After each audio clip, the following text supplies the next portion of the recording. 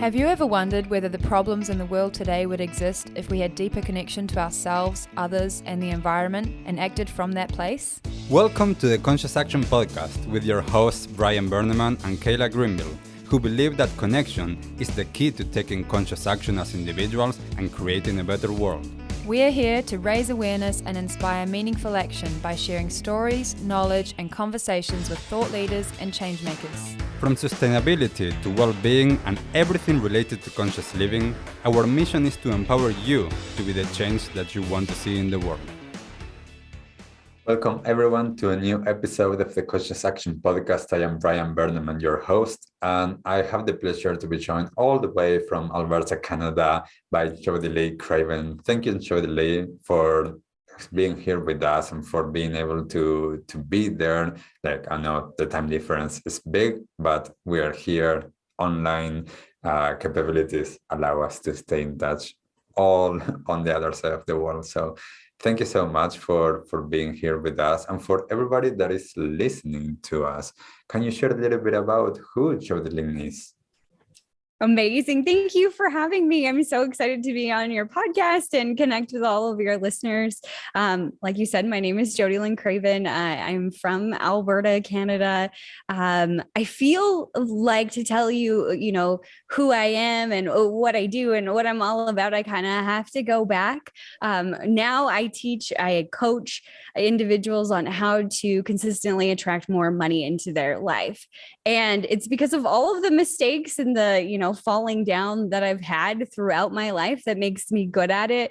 In my early 20s, I bought a house, right before the boom ended for the 2008 great financial crisis. And, when I went through that process, fast forward a couple of years later, I was with somebody at that time and I had decided the relationship just wasn't for me anymore. I needed to move on, but I was kind of stuck in this place of, do I move on and make myself happy and choose happiness and choose myself, or and then ruin my life financially, or do I choose to stay because our house after the recession was now worth half of what we owed on it?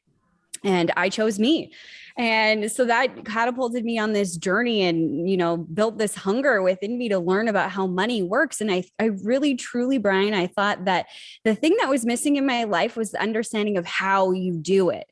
Where do you put your money? How does it all work? They don't teach that, in high school, or, my parents vaguely told me you should save your money, but I really liked shoes. So that didn't happen. So I decided I had a career at that point. I was actually in safety, oil field safety. And I was doing really well, but I thought I need to learn this, and what better way to learn than to jump in the industry. So I started part-time. Then I fell in love with teaching people how simple, the how of money is and how empowering it could be. So I transitioned out of my safety career and became a broker in the financial industry. And now I've been doing that for a decade. Actually 11 years now. But throughout that process, I started to notice interesting things happening throughout my life as well as my clients' lives. I would, free them up money, and then you build them this beautiful plan where they should be in this great space. All the how is done. They signed the paperwork and I did it all for them. And then I'd go back in a year or two, to do a review and make sure they're on track, and they'd be in a worse position. So it led me on this path of understanding how our mindset, how the mind is creating our reality, and how our energy is creating our reality. And I really found that there was lots of vague solutions, like just be positive. That didn't work for me because I'm pretty A-type. I like to know the ABCs, like how do you actually do it? I want some steps here. So that led me to going within. And when I went within, I began to channel abundance codes. And I have a guide team that I work with that's, one step above Ascended Masters that deliver information. And I took everything they taught me. I, internalized it, tested it, started telling all my friends about it. And they were like, you got to teach this. And that's what created the Fluid Money Blueprint. And that's what I teach now. So that's kind of how I ended up sitting here talking to you, Brian. Beautiful. And I love it because, there's so many different things that as I was hearing once again to your story, like to be able to learn and to, as you're saying, like not making those same steps that perhaps are not where we want to go by actually listening to someone else and by learning from others' experience. And I don't like the word mistakes just because for me, there's no mistakes. There's just learnings, and there's just, like we decide, okay, like, but I understand what you meant by saying my mistakes. And I think that it's also really interesting. And I want to ask you this because I know so many people that money, taboo. It's a topic that nobody speaks at home. People would rather talk about sex than money. Yes, which is a big taboo for a lot of people. Yeah. And I grew up in a house where like my parents and my family actually talked about finances, like perhaps not all of it, of course, like we didn't need to know everything when we were kids, but it was a topic that it was talked about. And I know that not many people have that education, as you're saying, not just the how, but just being able to talk about it and to learn from that. So what was your experience growing up with that? My parents, they didn't talk about money to me, but I knew that there was issues going on. I knew that there was like fighting between my parents, and I knew that it was impacting my life because I would get hand-me-down clothes, when I was in grade 7 rather than new clothes. Like my first job was, the only purpose of that job was to buy clothes that I could feel comfortable wearing because I hated wearing hand-me-downs. So kind of, similar to most people, they didn't really talk about it. They said I should save my money, and I could feel like we had all of the things that we needed, but my dad couldn't, justify spending $100 on a pair of jeans for me. He was like, no, the neighbor's got jeans for you. That's good enough. He's even said this to me before. I committed to feeding you and clothing you, and I did just that. Beautiful. And I think that, of course, we are all in different experiences. There's people that are born in situations that are really challenging financially. There's other people that are born in situations that are better off. Yet it's part of, as you're saying, like as well, the constructs that we have in terms of, the place that money holds in our experience. And I know, as you were saying, like that mindset, I know so many people that we've been drilled down that money doesn't grow on trees, and all of this, like we need to work hard, and all of these beliefs that it's like, who actually has taken the time to call bullshit on that? That's right. Who says? That's actually, Brian, one of the things that I teach on is who says. Yeah. Who says? If you can find one person in the world that has done it differently, and this applies to everything, but has done it differently or done it the way that you want to do, it means that it's not an absolute truth. And when you boil down our world and money to absolute truths, there aren't very many of them. Actually, there's none. There's really barely any absolute truths in our entire reality. We get to co-create and create what we want to see, but it's breaking that old truth that we've been, I guess, handcuffed to, and we're bringing into this present experience and then recreating. We got to stop that cycle. And you were talking about emotions, not talking about money and being tight-lipped, and immediately you feel like the shame behind that, whether it's I don't have enough money, or maybe I have too much and people will judge me, or whatever it may be. You're just not supposed to talk about that. And that goes towards our energy with money. Money is just simply a representation of an exchange. I went out and put my energy into doing something, a course or a product, or, working full time if you're not an entrepreneur, whatever it might be. And then as a result, I got paid in dollars, representing my exchange. Now, when you go and spend that money, what's the exchange? If you're not talking about your money, if you're like, oh, I shouldn't buy this, or, this isn't good for me, or I can't afford this, if you're constantly in this negative or lack cycle, that's the energy that you're putting onto money as you spend it. And like our universe is, we are attracting from the universe who we are right now. Like attracts like. So when you're interacting with money, if you're interacting from a place of shame or anger or stress or whatever it may be, you're telling the universe, ship me more of that. And that's not what you want. Yes. And I want to ask you a little bit based on your experience working with this, because I mean, I've run events on this topic, but it's not my area of expertise. So therefore, I don't have as many stories. But what have been some of the main things that you have noticed working in this space in terms of the stories that people tell themselves, especially, and I don't know if you use these words, in terms of scarcity versus abundance?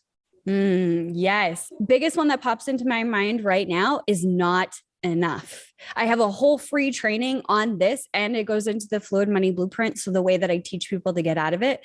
But we have this culture in our society of there is not enough, and it's become an automatic response. So our brain and our body are designed to keep us safe. So when there's a trigger, your body goes into that response, that automatic response to save your life. Essentially, it's fight, flight, or freeze. The idea behind it is so primitive. You know, if a tiger is chasing you, you got to get the blood flowing, the heart pumping, you got to get the adrenaline going because you got to run, right?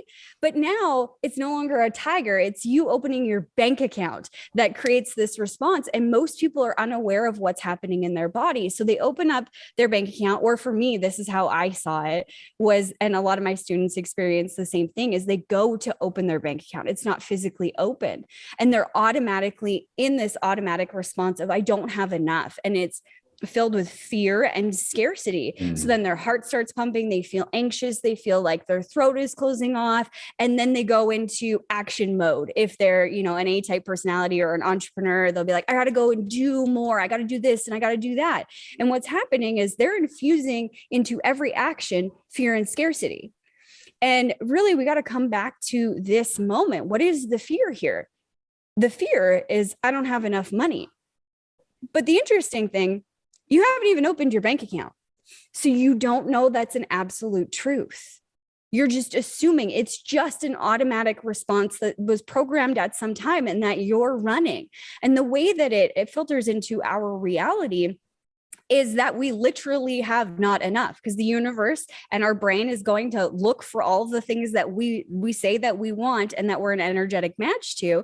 So then your brain will miss opportunities for you to make money. It'll miss the $20 you have in your back pocket of your old jeans that you forgot to wash. It'll miss that, savings account that you had that you completely forgot about. It'll miss that, your bills aren't due for another 25 days or something. Like it's the 12th of the month. So we have more than half a month left over. But on what I see is on the 3rd of the month, people will start to panic. I don't have enough money. And what it's doing is cutting off the opportunities for money to come in and proving you right. Things will break, things won't go your way. And, it happens. You don't have enough money. It's all because of this automatic response that you're stuck in. And most people are unaware of. Definitely. And I do know that experience as you're sharing it. For a lot of people, there's not enough. I mean, I've been really fortunate to have lived for parts of my life in a retreat center, whereas money wasn't even a thing.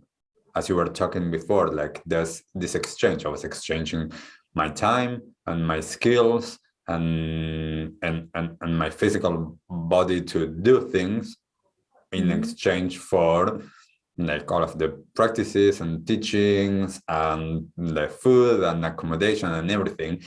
And it's really interesting for me having done that, because then I came back to society and it was like, oh, okay, now I need money again. So it's like, okay, how do I start over? Do I need to exchange this? What's the value that I'm going to place into what I'm doing based on I'm living in a new country? Nobody knows me here. Nobody knows what I'm doing, how good or not it is.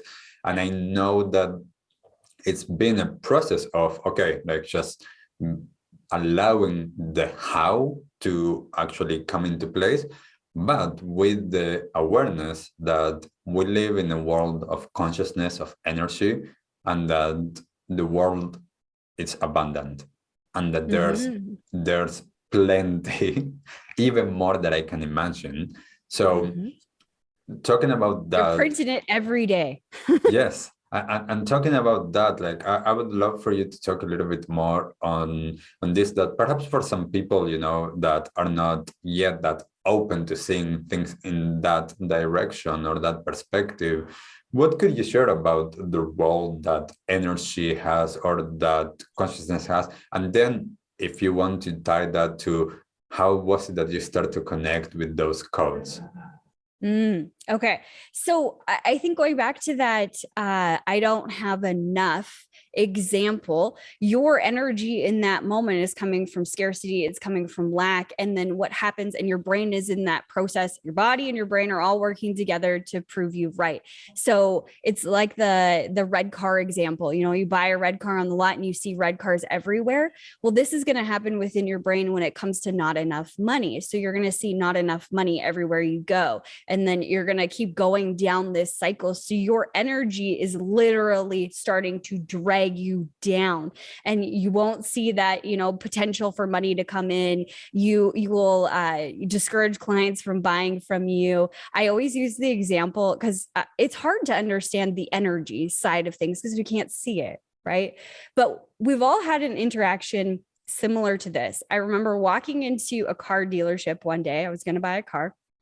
And the gentleman that was there, and this is not to beat up on car sales people, this was just this gentleman. I walked up to him, or he walked up to me, and I could feel it from him that he did not care what I wanted, what my price point was, anything like that. He wanted to sell me something. And it was this overwhelming feeling that I got that I wanted to run away. Now, our bodies are designed to interpret energy like that. And everybody is giving off and receiving energy. There's energy between us right now. There's energy between all of the people that are listening. If we decided collectively, let's send love to one another, we'd feel that in this space. Also, we would feel the opposite if we decided to send that. So your energy is always speaking, whether you're saying a word or not. And that example of being at the dealership is a really good example of how we push opportunities for money away just by being in that needy desperation space. I couldn't get away from this guy fast enough. On the opposite, you've been in rooms where you've met someone where you're like, wow, I just want to be next to them. I don't really know what it is about them, but I want to be next to them. Okay, that's them pulling you in with their energy. Their energy is so vibrant and magnetic. You just want to be around them. And I learned this concept with energy and receptor sites actually from horses. I'm a horse girl. I grew up with horses. I used to race horses way back in the day. And I was reading this book about energy and horses. And the way that this author described it was that when we all say, horses can smell fear and dogs can smell fear and like all of that stuff. So horses can smell fear and they will react when you're afraid. Well, really, it's that they have these giant guts because they're big animals. So they have these giant guts, and then within their gut are energy receptor sites. So all that they're doing is picking up off of the energy that you're giving. And when they, act not so good, they have a freak out or a moment or whatever, it's not actually because you're afraid. Typically, they will react when you're trying to hide something because they know the picture that you're giving them and what they're feeling does not match, and that equals danger for them. If you were afraid and you actually showed up and you were admitted that you were vulnerable, I'm afraid right now, they'd be totally okay with you. Our bodies are built the same way, where we have the same receptor sites. Now, we don't have such a visceral reaction because maybe our guts aren't as big. They're definitely not as big as horses, and we're in this society where we're not supposed to react like that.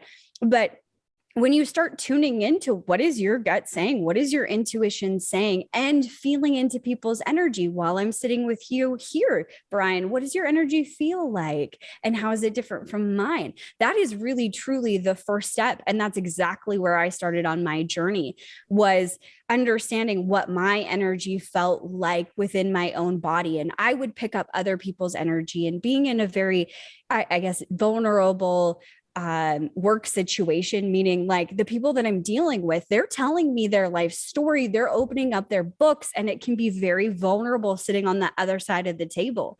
Now, knowing that and being very sensitive with energy, I would try and take away their pain. And I've been doing it my entire life, trying to take away people's pain. Let me shoulder it for you. Let me carry it for you. And that doesn't do the world any good, because there's a message in the pain. You need to feel it and you need to release it for yourself. But I noticed that I was carrying around all of these other people's energies, and it was draining me. I was fatigued and I was exhausted. So I needed to learn what was mine and what was not mine, and send out, what was not mine, please send back with love. I no longer need it. So that's kind of where I started with the energy piece. And I was really frustrated, to be honest with you, that I wasn't getting clear, concise instruction from law of attraction coaches or money mindset coaches. So I just went within. I have heard before that the power is within you. And on the backside of things, this was always my destiny. This is my life's purpose, is to teach this, to help people free themselves from the chains they feel with money so they can experience abundance on a whole new level in this lifetime. That's my mission here. So I went within and I just started asking questions, where do I need to start with money? And these other questions would pop into my head. How do you feel when you do this? Why do you feel this? And I started to put the pieces together just simply out of curiosity. And then I realized I was a channel. And I didn't know what that really meant. I was receiving information very fluidly, very clearly. And I found a coach to help me hone into my channel and the guides, and really be protective of who I was gaining information from, because that side of the world, or that, expands, there's a lot of good, and there's some bad there too. So I wanted to make sure that I was doing a service for the world, and I knew who I was channeling. So I actually hired somebody to help me do that and help me vet my guide team and make sure that I was protected in this process, as well as the students that I'm teaching. Beautiful. And I love, some of the things that you just mentioned, because I think that it's so important this has been my path, that going in, reconnecting with those parts of ourselves that we have neglected or ignored, whether that was because we were protecting ourselves or because we just were educated to just use our minds. It doesn't matter. We have those answers. And I love the fact that you started asking questions, because that's one of the things for me that is the most important in life, asking questions. As we were talking earlier, questioning the stories that we believe that are true, in this case around money, but any part of life, using questions and then being open to receiving the answers in whichever shape and form they come, because we might expect it to come one way. And I know, for example, when I was younger, I wanted to see my guides. I wanted to see like the angels and all of these other beings that I either was being taught that they were there, or that I could feel them. And then I couldn't, and I was starting to get frustrated, until one day one of my teachers came and she was like, you feel. And I was like, oh, okay. So that's the way that I experience them. I don't need to see them. I just feel them. That's the way that I receive. And I can actually interpret what I'm receiving. Yet it's so important, as you're saying, just to go within, to ask the questions, and then to be open to receiving that. So for everyone that is listening, that are there, what are some of those things that you received, and how do you use them to work with people? Amazing. Well, I created the Fluid Money Blueprint, and the Fluid Money Blueprint has 3 phases. So I will explain it like this so that they can kind of get some tips for those of you that are listening. The first phase is unlock abundance blocks. What I've seen inside of the money mindset arena, the law of attraction arena, is that we don't go deep enough into what the actual belief system is. this is one of the biggest things that I learned is that, or the biggest code that I received is, you mentioned a couple of them. Money doesn't grow on trees. It's hard to make money. Like all of these things, that is really surface. And the way that I describe it in my program is like that you build your actions, your perceptions, your beliefs, your emotions, all of that stuff builds a wall or a dam, if you will, between you and abundance. So it's kind of stacking up a bunch of bricks. Now, when we work on the surface level beliefs, like money is bad, for example, we're just chipping away at one single brick at the very top. And that's why things aren't changing. So we need to go deeper. It's not about money being bad. It's, am I going to be bad? It's a fear of, will I be bad? Will people perceive me as bad or arrogant or wrong or name anything you want? Because what we do is we take things from our heart and our soul and we attach money to it. When I have money, then I will be a good person. No, you are a good person. And then, you have more money come towards you. But there's these fears because of what we've been told in society. So we need a strategy to actually go deeper into the conversation. And that's just really asking questions. So in my program, I give you 18 questions so that you can unravel and expose the root belief that you're working with, because it's something about you, a fear that you have of something that might happen. And what would happen if that thing happens? What would happen to you? So let me give you an example. Money is bad. If you keep going down, it's not money is bad. It's if I have more money, then I will be bad. Okay. That's not even the root. That's middle of the ground. Okay. If you become bad, what's going to happen? It's that, oh, well, I won't have any friends. I won't have any family. No one's going to love me. I'm going to be all alone and then I'm going to die. That is the root. I'm going to have money and then I'm going to die. No wonder your brain won't let you make money. Simple, right? But if you don't go to that depth, if you stop at money is bad, which is where most people will stop, just they don't know any better. Or I was the same way. If you stop there and you try and shift at that top belief, it's almost like you're just turning the brick around a little bit. It might make a little bit of a difference, but you're not really making a huge difference in your life. And I was even doing this with receiving money or charging people money. Me and my students were talking about this week. People will feel bad about charging money for their services, especially in the spiritual community of, I was given this gift. And it's harder to wrap your mind around a gift that you've received throughout your body, your energy, your intellect versus something you built like this. You can see, okay, that took me 10 hours to build an X number of materials. It's a little bit easier to say this is worth X number of dollars because of all the materials that back it up. But when you're channeling something or you're creating something with your mind or your energy, it's completely different and people struggle with this. So what a lot of people will do is say, oh, I'm going to charge people money. And what that relates to is I'm making money off of people. And that's what feels gross within the system. If you feel into it, you can feel that block feels heavy. It feels dark. It feels draining, making money off of people. And when people have connected charging people money to I'm making money off of people's backs, essentially. So one shift that people will go through is they'll say, I'm serving people. But right now in this moment, if you go from one, we just felt into that, to the other, I'm serving people, it feels a little bit better on the surface. But when you really lean into it and you go a little bit deeper, you can still feel the same signature of making money off of people. So what you've done is when you do this, you don't go to the root, you just stay on the surface, is now you're distorting this new intention and you're still not getting the result you want. So we have to go deeper to the actual root belief that's blocking you and unlock it so that you can move forward.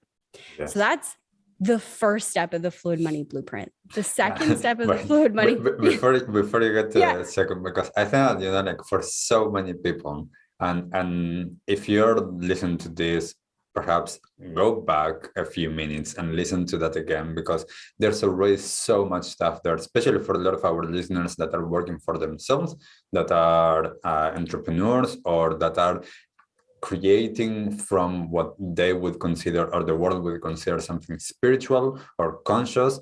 And there is so much in there.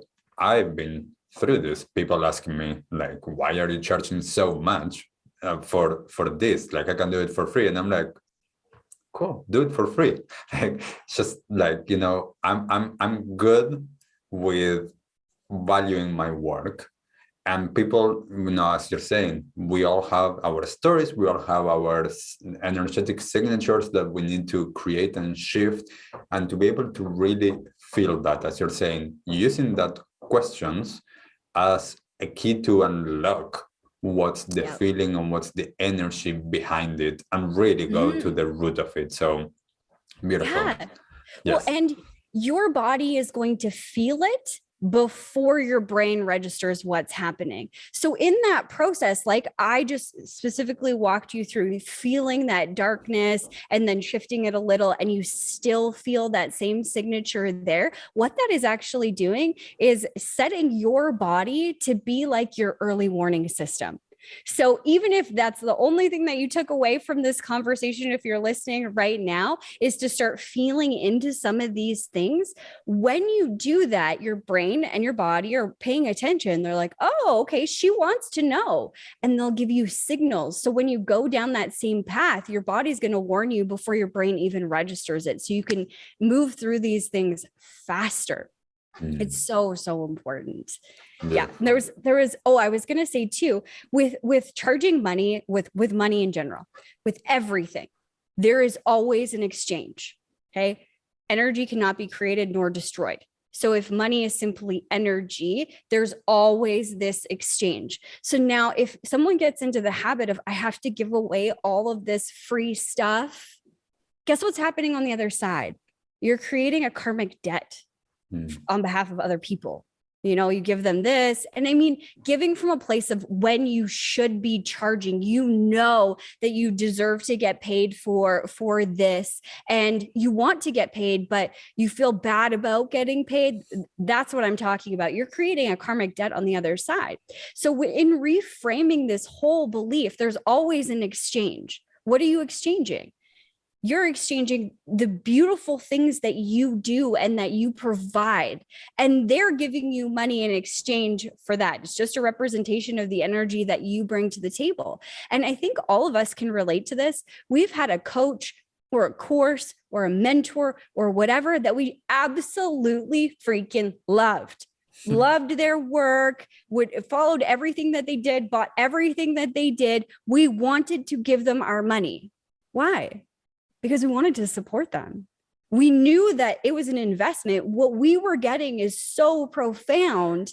And as an exchange, we wanted to give our money to that person because the transformation you received was so beautiful or so profound, or the energy that you received or whatever it was, you wanted to give your money. So that exchange is natural.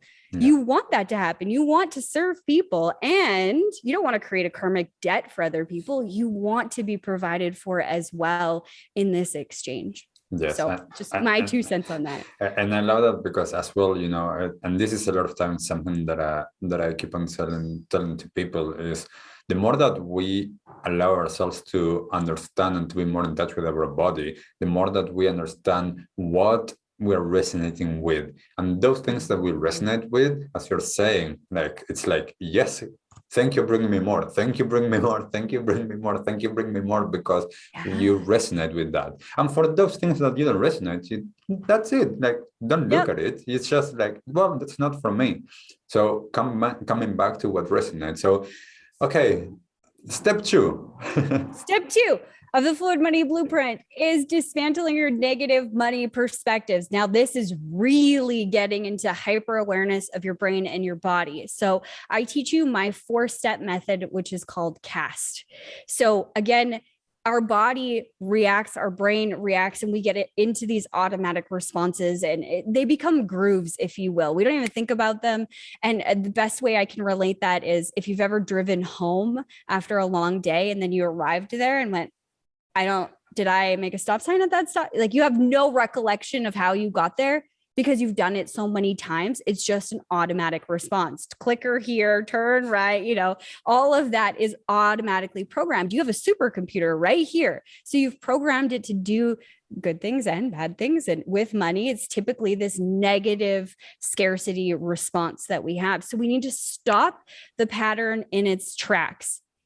And we need to rewire the brain and repattern the actual nervous system so we calm the system down. So cast is 4 steps. The first is celebrate. And it's so weird, but it's so good. When you notice that you're going down a path like this, you want to celebrate. The bigger, the better, like woohoo, like outrageous celebration. And there's a reason behind this.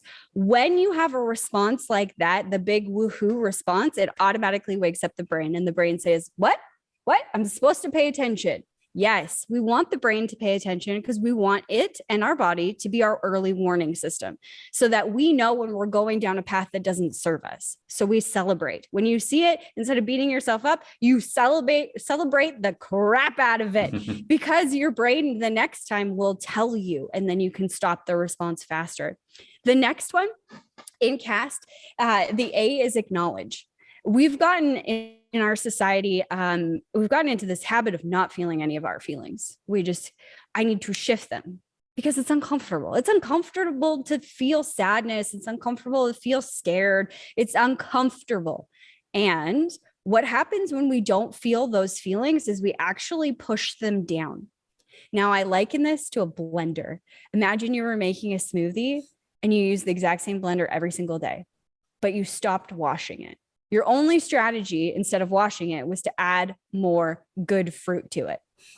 Do you think that smoothie is going to taste good for very long? Nope. No. After a couple of days, it doesn't matter how much good stuff you put in it because you haven't washed out all of the gunk. It's going to be disgusting. That's what's happening within our own body. If we're just temporarily shifting, I don't want to think about this. I'm just going to think of the positive. I'm going to go through my gratitude list and I'm going to shift right now on the spot. All of those feelings, that the scarcity, the negativity, whatever's coming up just gets pushed for another day.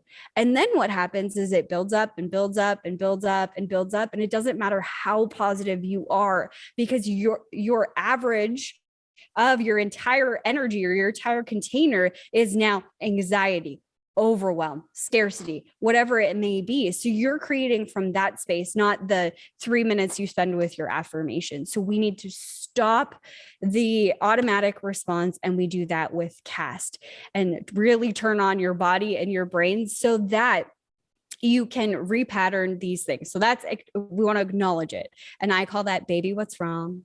I think the best visual I can give is a tiny little toddler having a tantrum inside of you. That is what's happening. So we need to acknowledge her or him. We need to acknowledge that little baby that's having a moment right now. At some point in our lives, somebody stopped doing that for us because we were too old. So we need to learn to do it for ourselves. And the more you pay attention to this, the more that you can, or the faster you can move through these responses. So that's C and A, and then S is your actual system. So we need to come back to a neutral point. When you are too far out on the scarcity ledge or the fear ledge, just trying to shift is really difficult. Abraham Hicks talks about the train, right? Turning around the train, it's like next to impossible when it's going 100 miles an hour. We need to calm the nervous system first. And then the T is true. Is it true? Is it an absolute truth? It's whatever you're experiencing, that example of not enough, you're about to open up your bank account. You celebrate that you noticed this fear response. You acknowledge yourself. What's wrong, baby? I'm afraid that I don't have enough money. Okay. And then we're going to calm the system. That's the S. We're going to calm the system, whether it's just putting your head on something hard or hugging a tree or breathing deeply. There's lots of different ways. And then T, is it true? Well, you haven't opened your bank accounts, so you don't know. Could be true. but probably not in this moment anyway. If you're looking out the next 4 weeks, maybe you don't have enough money, but you also have 4 weeks to create more money. So coming back to this moment, and is it true in this moment, and repatterning it? What do you want instead?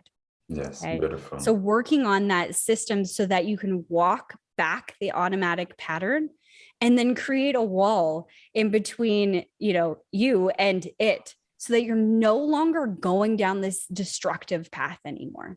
And that's phase 2. Beautiful. And as you're talking about that, there's one main thing that I want to say to everyone listening that I always feel is really important.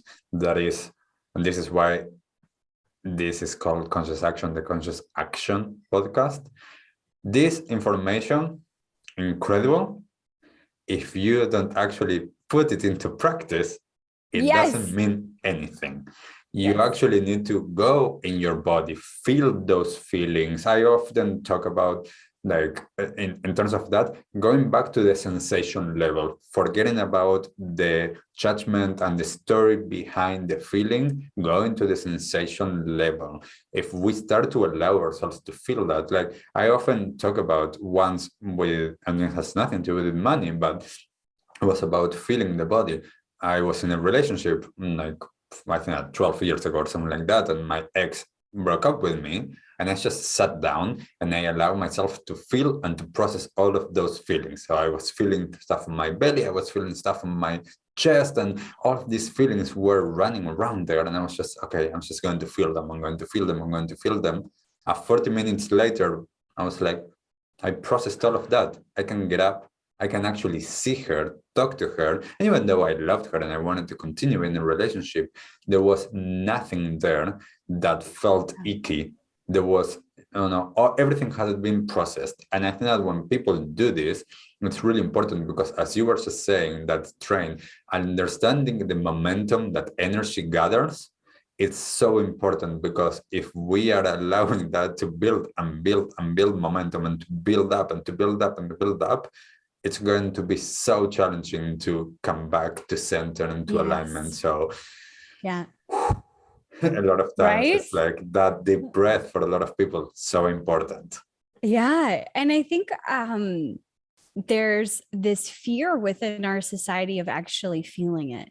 And I'm pretty in touch with my feelings. And I would say that I've been aware for a really long time. And in 2019, I went through an ectopic pregnancy where I just about died. Like they were on the cusp of not catching it and sending me home with some drugs that would have killed me.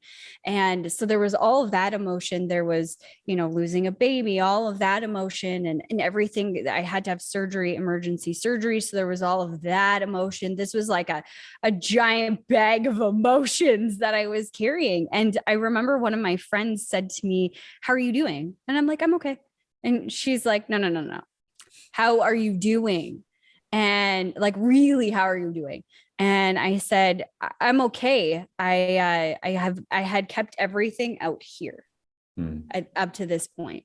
And she said, "How are you doing processing the emotions?" And I said, "I'm not." And it was then that I realized that I had this fear that I would go into this great abyss of blackness and never return. And I was terrified.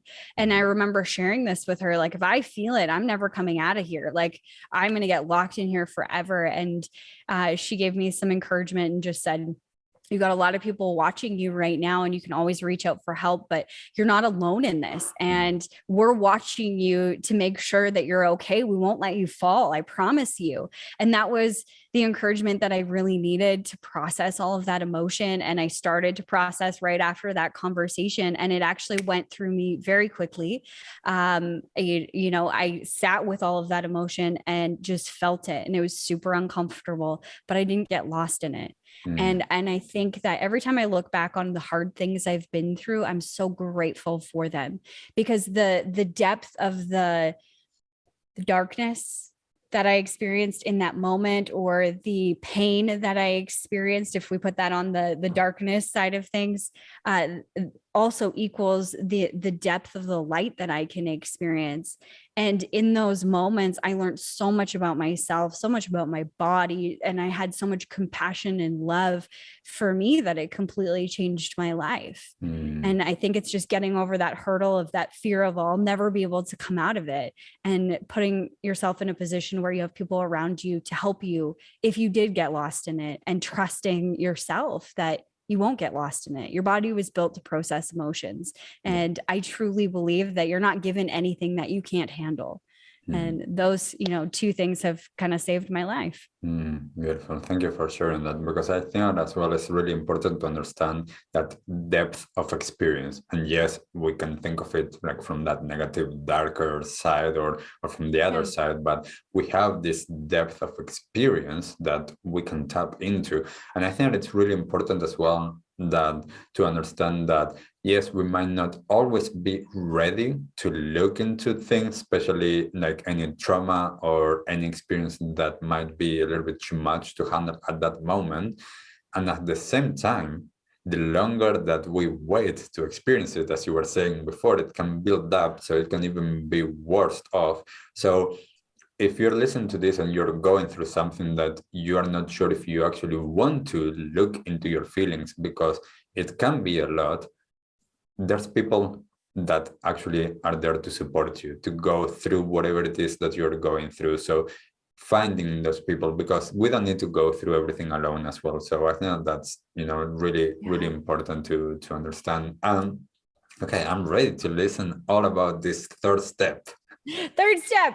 Abundance on autopilot. So, okay, so step number 1 or phase number 1 and phase number 2 is all about dismantling that wall or that dam that we talked about. So now the wall is down. You are open to receive abundance. What happens at this point is we kind of get stuck in the way that we've always done things. As an entrepreneur, I want to make more money, for example. So I need to do social media posts. I need to, have a funnel, and I need to do this. I need to do reels, and I need to do this. And then we have all of these things on our to-do list. And for me, it was, I needed to be the first in the office. I needed to be the last to leave. I needed to have 10 appointments on the books every single day. I needed to be team no days off. And even when you open up that wall of abundance, if you haven't started to challenge the way that you do things and why you do them, you're going to end up going right back into it and rebuilding the wall that you just dismantled. So we need to really lean into the energy here and evaluate our lives, evaluate your life. What do you want to do? What brings you joy? Because we always say this, when I have more money, I'll be excited, I'll be blissful, I'll be joyful. Okay, but what are you feeling today? And for me, I'm a happy-go-lucky person. So if you would have asked me that question, 6-7 years ago, I would have said happy. I'm just happy and I'm excited. But that was bullshit. When I actually did this exercise, and I give it to my students of, go through your entire day of what you do and then the emotion. Well, one, I was completely unaware of what emotions I felt when I woke up in the morning and I was brushing my teeth. So I literally wrote down every single thing I do. I wake up, I brush my teeth, I have some coffee, I read, I go to the office. And then I asked myself, how do I feel when I do that? How am I feeling in that moment? How am I feeling? And then I did, kind of like a ledger, right? What is the average emotion here? Let's do the calculation. And my average emotion was anxiety and overwhelm. I woke up in anxiety. The first thought on my mind, my heart would start racing. And the first thought on my mind would be, I haven't done enough, which is so silly. What was enough? What was I supposed to be doing at 6 o'clock in the morning when I was waking up? So it's redesigning and curating your life. Who says that you have to be up at 5 a.m.? The 5 a.m. guy says that you have to be up at 5 a.m. Well, what if you're a nighthawk? That doesn't work for you at all. Does that feel good to you? And instead of playing by everyone else's rules of what they think is the right thing to do, you're tapping into your own energy. You're a creator. You are, a fractal of God. So you are the creator of your experience. Why are you giving away your power to somebody else to tell you what you should be doing?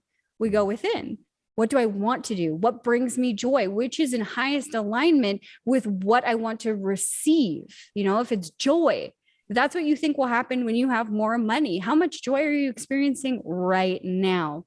recreating your life. And a part of abundance on autopilot, the third phase, is challenging the perceptions of the possibilities. Because when we think money, we think, oh, I got to sell this. And to sell this, I need to talk to 10 people. I need to do this. I need to do this. I need to do this. And we have a linear perspective of how we make money or how money comes into our lives. But that's one way out of a billion that exists.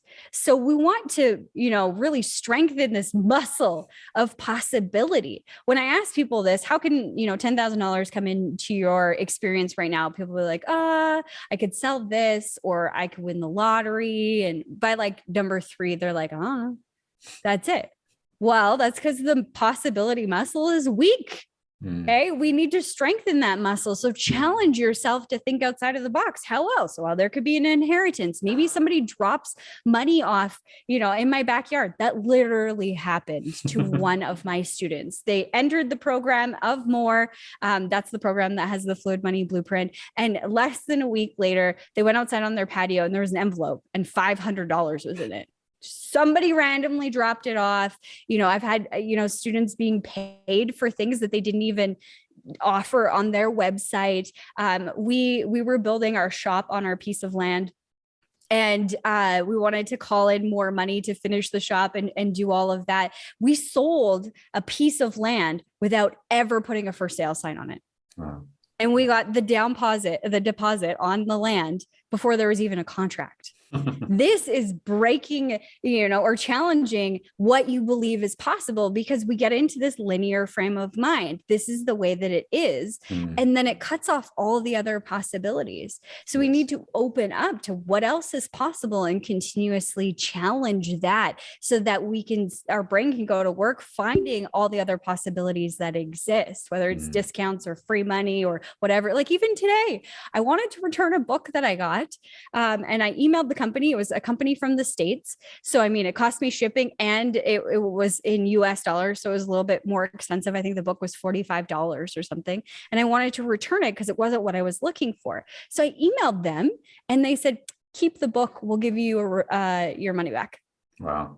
Yes. I thought there's, this reminds me, I think that a few weeks ago, or perhaps a couple of months ago, one of my clients, that he was we were working on certain things that he wanted to achieve, and we've been working on abundance, and I'm feeling, I'm being in that energy of receiving and the flow of money, and he came the following session, and he's like, I wanted to do this, and I wasn't thinking, there's no barriers.